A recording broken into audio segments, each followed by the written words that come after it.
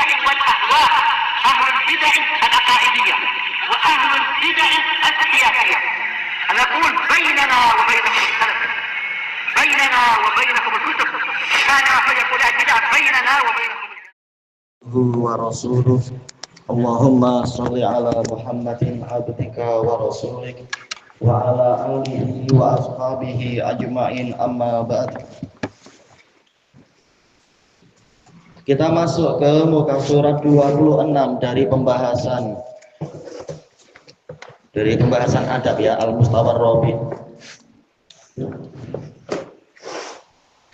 Qala al-mu'allifu hafizahullahu ta'ala, ad-darsus salisa asyar, pelajaran yang ke-13, adabul akal, adab makan, adab-adab makan. Qala Allah ta'ala, wa kulu washrabu wa la tusrifu innahu la yuhibbul musrifin. Makan dan minumlah kalian, namun janganlah kalian berlebihan, karena sesungguhnya Allah tidak menyukai orang-orang yang berlebihan. Benar nih ya, pembahasannya betul ya di sini. Baik, perintah yang disebutkan di sini disebutkan oleh usuliyun, yaitu lil ibahah, bukan berarti wajib makan, wajib minum, tetapi boleh, sila kalian makan, sila kalian minum.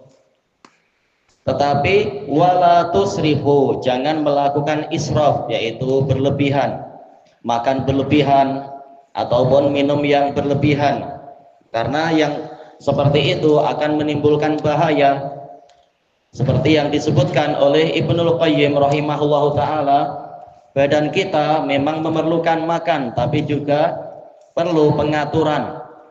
Kalau makan terlalu banyak, belum lagi dihadam, belum lagi dicerna, boleh jadi badan akan keletihan, akhirnya terbentuk penyakit yang namanya tohmah, yaitu penumpukan makanan di perut, sehingga berbagai jenis penyakit akan bermunculan karena perut kita terlalu letih mencerna bahan makanan yang terlalu banyak. Demikian pula jika minum terlalu banyak akan memenuhi perut, sehingga nafas itu, ruangan untuk nafas itu kurang, sehingga badan jadi tersengal-sengal, badan jadi nafasnya itu jadi tersendat-sendat, dan ini akan membahayakan, karena kita tahu untuk menghadam makanan dan minuman badan perlu oksigen untuk membakar, pembakaran yang sifatnya kimiawi itu. Maka kalau udara kurang, maka ini akan menimbulkan penyakit yang lain lagi. Makanya dipersilahkan makan dan minum, tetapi tidak berlebihan. Disebutkan oleh Ibnul Qayyim rahimahullah di dalam kitab beliau di dalam kitab beliau Zadul Ma'ad, yaitu di bagian At-Tibbun Nabawi, bahwasanya ayat ini sebagai dasar kesehatan, dasar ilmu kesehatan. Jelas badan perlu makan dan minum untuk mendukung kesehatan. Kalau orang terus-menerus berpuasa, ini akan melemahkan dirinya dan akan menimbulkan penyakit. Maka manusia memang perlu makan dan minum, tetapi dijaga jangan sampai berlebihan. Jika kurang makan dan minum, itu akan mengeluarkan badan kita dari status kesetimbangan. Jadi terjadi mungkin kekurangan vitamin, kekurangan protein, kekurangan kalori, dan seterusnya. Kalau berlebihan terjadi hyper juga, yaitu berlebihan, kelebihan vitamin, kelebihan protein, kelebihan ini itu menimbulkan berbagai jenis penyakit. Makanya tatkala kedua sikap ekstrim itu mengeluarkan badan dari sikap kesetimbangan, maka jika kita mampu untuk bersikap pertengahan, ini akan menjaga kesehatan. Disebutkan oleh Imam An-Nawawi rahimahullah di dalam syarah Sahih Muslim, yang namanya marad, yaitu sakit, adalah khurujul badan ani'tidalih, keluarnya badan dari kesetimbangannya. Maka yang namanya kesehatan adalah yaitu terpeliharanya kesetimbangan badan tadi dengan cara hak-hak dipenuhi, makan dan minum, tetapi tidak sampai berlebihan. Innahu la yuhibbul musrifin, karena sesungguhnya Allah tidak menyukai orang-orang yang bersikap israf, yaitu berlebihan. Inna di sini harfu ta'lil. Kenapa tidak boleh berlebihan? Karena Allah tidak suka orang yang berlebihan. Di sini ada pelajaran tauhid. Kita makan dan minum tidak berlebihan bukan semata-mata demi menjaga kesehatan, tetapi karena Allah tidak suka itu. Kalau sekedar demi menjaga kesehatan tidak ada pahala. Tapi jika kita meniatkan, yaitu agar Allah tidak marah, agar Allah tidak membenci kita, agar Allah senantiasa cinta pada kita, maka di situ ada sisi ibadah, ada sisi pahala. Baik. Jadi kita melakukan sesuatu karena Allah, kita meninggalkan sesuatu juga karena Dia, bukan semata-mata demi kemaslahatan duniawi. Baik. Sementara kita tahu tadi bahwasanya sikap berlebihan ini akan menimbulkan kerusakan badan. Sementara Allah telah mengatakan wallahu la yuhibbul fasad. Allah tidak suka kerusakan. Demikian pula Allah tidak menyukai orang yang membuat kerusakan. Makanya tidak heran jika Allah tidak suka sikap berlebihan dalam makan dan minum, karena ini juga akan menimbulkan kerusakan. Kata beliau di sini, tentunya yang dibahas bukan hanya masalah kerusakan badan.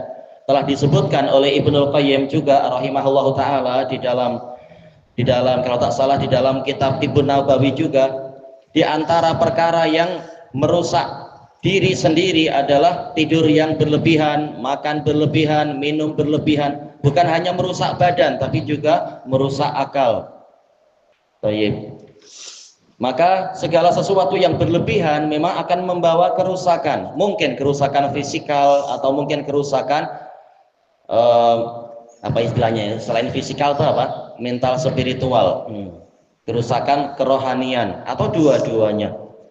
Fal muslim laisa kal kufar. Maka muslim tidak seperti orang-orang kafir fi aklihi wa syurbih, dalam masalah makan dan minum. Kalau orang kafir, Allah Subhanahu wa taala telah mengatakan walladzina kafaru yatamatta'una wa ya'kuluna kama ta'kulul an'am wan naru maswal lahum. Orang-orang kafir mereka itu bersenang-senang dan makan bagaikan ternak yang makan, yaitu makan secara berlebihan, tidak memikirkan, tidak menggunakan akalnya di dalam mengendalikan hawa nafsunya. Dan neraka adalah tempat tinggal mereka. Ini orang kafir, makan dan bersenang-senang sesuka hati, tidak memperhatikan halal haram, tidak memperhatikan maslahat dan mafsadah dan yang semacam itu. Dan diriwayatkan oleh Imam Bukhari dan Muslim dari Ibni Umar radhiyallahu anhuma bahwasanya Rasulullah shallallahu alaihi wasallam mengatakan, al mu'min ya'kulu min mi'yin wahid wal kafir ya'kulu min sab'ati am'a. Orang mukmin itu makan dari satu usus, yaitu memenuhi satu usus. Sementara orang kafir makan dari 7 usus. Yaitu apa? Mereka rakus, makan sampai 7 kali lipat. Mungkin tak rakus, tidak kenyang juga itu. Berhenti karena duit habis mungkin. Atau karena perut sudah terlalu penuh, tapi syahwatnya belum lagi terpenuhi. Makanya jangan heran jika mereka suka minum khamr, karena khamr sangat membantu menghadam makanan. Lalu perut cepat kosong, makan lagi. Itu orang kafir. Memang dunia sebagai surganya mereka, makan sesuka hatinya. Sementara mukmin, dia makan minum itu adalah dengan memperhatikan sisi-sisi kemaslahatan. Makan sedikit pun alhamdulillah sudah kenyang, diberkahi. Orang kafir makan tidak membaca bismillah, boleh jadi ditemani oleh makhluk lain, sehingga makan sampai 7 usus tak kenyang-kenyang juga. Siapa temannya? Iya, setan ikut makan karena orang kafir tidak membaca bismillah. Qal wa alaihi ayyata'addaba bi adabil muslimin. Maka hendaknya dia beradab dengan memakai adab-adab kaum muslimin. Hasil dari pendidikan Allah Ta'ala dan Rasulnya untuk umat ini. Wa minal adabil lati yambaghi an nata'allamaha, dan termasuk dari adab-adab yang semestinya kita mempelajarinya. Yang pertama yang disebutkan di sini, an taghsila yadaik jayidan ghasala yaghsilu, Anda mencuci kedua tanganmu dengan baik qablal akli wa ba'dah, sebelum makan dan setelah makan. Kenapa sebelum makan perlu mencuci tangan, kira-kira kenapa? Iya, boleh jadi tangan kita ada kuman, tadi pegang kerja ini, kerja itu, pegang tanah, pegang kapur, atau mungkin habis kerja di kebun, mungkin pegang baja, dan seterusnya, atau habis mengusap-usap, membelai-belai kucing, ada aja itu kuman-kuman atau bakteria, atau ada telur-telur apa mungkin ya, yang boleh jadi akan masuk ke dalam perut kita. Ini membahayakan. Baik. Adapun kalau setelahnya ma'ruf, karena agar makanan yang tersisa di tangan kita itu nanti tidak dijilat oleh tikus kah atau apa yang lain. An Aisyah radhiyallahu anha anna Rasulullah sallallahu alaihi wasallam kana idza arada ayyakul, bahwasanya Rasulullah sallallahu alaihi wasallam jika beliau ingin makan, ghassala yadayhi, beliau mencuci kedua tangannya, wa akal, dan beliau makan. Ya, hadisnya boleh dihasankan, rawahu Ibnu Hibban, hadisnya hasan. Wa an Abi Hurairah radhiyallahu anna Rasulullah sallallahu alaihi wasallam lamma ta'ima ghassala yadayhi, bahwasanya Rasulullah sallallahu alaihi wasallam tatkala beliau makan, yaitu seusai makan, beliau mencuci kedua tangannya, rawahu Nasa'i. Ini boleh disahihkan. Oh iya. Ada hadis yang lain tetapi sanadnya lemah sekali, diriwayatkan oleh Imam Ibnu Majah. Di antara berkahnya makanan adalah yaitu mencuci tangan sebelum dan setelah makan. Tapi ini sanadnya lemah sekali. Tapi cukup yang di hadapan kita ini hadisnya itu yang menjadi dalil. Apakah hukumnya wajib? Tidak wajib, dia mustahab. Masalah mencuci tangan itu sebelum dan setelah. Kalau yang sebelum ini mustahab. Adapun yang setelah maka dia sunnah muakkadah dengan beberapa dalil yang lain. At-taqwim, penilaian. As-su'alul awal hal tahtammu bi nadhafati ta'amik. Walaupun tidak dibahas di sini ya, tidak dibahas di matanya soalnya ini. Apakah Anda mengambil berat memperhatikan kebersihan makanan Anda? Gimana jawabannya berarti? Na'am, ana ahtimu bi nadhafati Ahtammu. Na'am, ana ahtamu bi nadhafati ta'ami. Artinya apa? Ya, saya mengambil berat tentang kebersihan makanan. Ya, saya mengambil berat tentang kebersihan makanan, yaitu dicuci dulu. Terutama apa? Tanaman-tanaman yang hasil tanaman boleh jadi kena tanah, kena ini, kena itu. Terutama di zaman sekarang segalanya serba pakai racun kan, pakai insektisida atau pestisida kalau di Indonesia itu, disembur-sembur. Kita ingin sehat, makan buah, makan tomato, makan timun. Tapi kalau langsung kita makan, boleh jadi nanti ada racun-racun yang masuk, yang masih menempel di kulit itu. Harus dicuci baik-baik. Walaupun entah apakah setelah dicuci itu selamat, tapi paling tidak daripada tidak dicuci. Dan semacam itu. Demikian pula ikan, perlu mungkin apa? Ikan sih tak berbulu ya, apa namanya? Durinya, apa namanya? Sisik, ya, sisiknya harus dibuang dulu. Terutama ikan buntal atau ikan jaket, wah, harus dibuang sisik-sisiknya. Intinya pembersihan. Yang kedua, hal taghsilul fawakiha wal khadrawati qabla an ta'kulaha. Apakah Anda mencuci buah-buahan dan sayuran sebelum Anda memakannya? Nah, Ismail. Naam, ana agsilul fawakiha wal khadrawati qabla an akulaha. Artinya Saya mencuci buah-buahan dan sayuran sebelum saya memakannya. memang harus dicuci. Mungkin yang tidak perlu dicuci mungkin apa? Pisang. Karena apa? Tinggal kulitnya yang dibuang misalkan. Tapi kalau perlu dicuci, dicuci juga. Oh iya.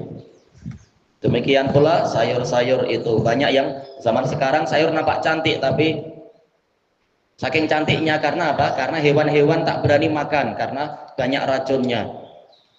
Maka harus dicuci baik-baik. Allahul musta'an. Yang ketiga, hal ghuslul aidi qabla al-akli wa ba'dal akli min akhlaqil muslimin nadhif. Apakah mencuci tangan-tangan sebelum makan dan setelah makan itu termasuk dari akhlak muslim yang bersih? Ahmad, ayo, gimana kita katakan ghuslu?